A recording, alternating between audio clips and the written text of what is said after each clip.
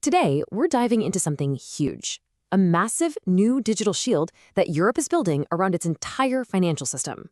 It's called DORA, and honestly, it changes everything. But to really get why it's so important, we have to start with a really fundamental question. I mean, think about it. Every time you tap your card, check your balance on an app, or make a trade online, you're putting your trust in this huge, invisible network of technology. But what happens if just one little link in that massive chain breaks? How safe is the whole system really?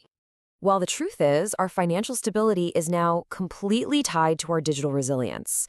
And the European Union, recognizing this, has created a powerful new rulebook to build what's basically a digital fortress around its entire financial sector. So let's start by digging into the problem it's built to solve. To really understand why these new rules are so critical, we first need to get a handle on the problem they're designed to fix, which is the incredible fragility of our modern financial world. It's kind of like a house of cards. Just think about it for a second. Finance isn't really about those old brick-and-mortar banks anymore, is it? Everything, payments, trading, insurance, lending, it all runs on this sprawling, interconnected web of what we call information and communication technology, or ICT. Now, this has made things incredibly efficient, but it's also created this massive hidden vulnerability. And this vulnerability, it actually has a name: digital contagion. The European Systemic Risk Board has been warning about this for a while. In a system this connected, a cyber attack isn't just one company's problem. It can spread like a virus, jumping from one firm to the next, ignoring borders, and potentially taking down the entire financial system. And just look at the sheer scale of the system we're talking about. The EU's financial sector has over 22,000 different entities. We're talking banks, investment firms, insurance companies, you name it. That's over 22,000 potential entry points for a crisis, where one single failure could cascade through thousands of others. Okay, so if the risk is that huge, you might be wondering, why wasn't this already taken care of? Well, people were trying, but the way they were doing it was fragmented, and that created a whole new set of problems. See, before DORA, the rules for managing digital risk were a complete patchwork. Different countries had different standards. Some rules would overlap, creating confusion, while other areas had no rules at all. This left all these gaps and inconsistencies, which are exactly the kinds of weaknesses hackers love to exploit. The goal with DORA is to basically rip out that entire patchwork and replace it with a single, unified shield. The core issue really boils down to this. A cyber threat doesn't care about national borders, but the rules designed to stop them did. This fragmented approach just wasn't cutting it anymore in a deeply connected digital economy. It was time for a whole new playbook. And that new playbook is DORA. So let's take a look at how this regulation actually builds that comprehensive, unified shield we've been talking about. So its official name is Regulation 2022/2054, but everyone calls it DORA for the Digital Operational Resilience Act, and it's designed to do one main thing: to take all those scattered, fragmented rules on tech risk and merge them into one single, powerful law.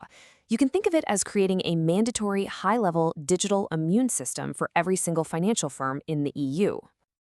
So how does it actually work?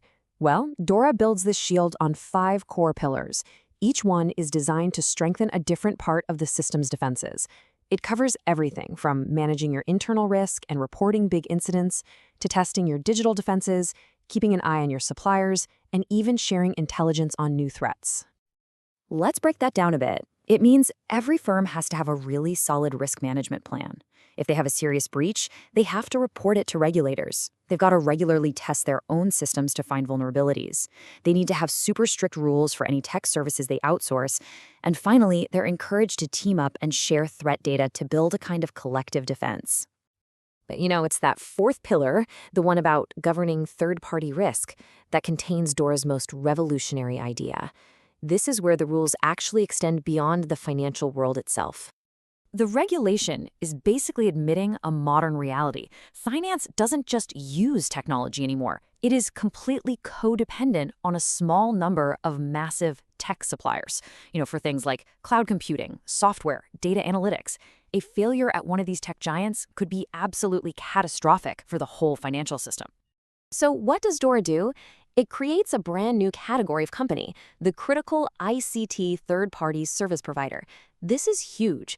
For the very first time, Tech companies, think major cloud providers or software firms, that are deemed systemically important to finance will now be under the direct supervision of financial regulators. This is a total game changer. And this new power structure is crystal clear.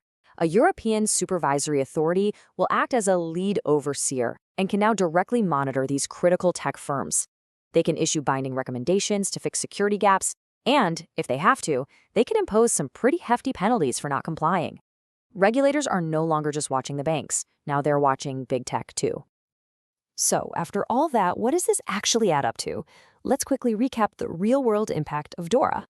Hey, remember this number? Earlier, we talked about over 22,000 potential points of failure.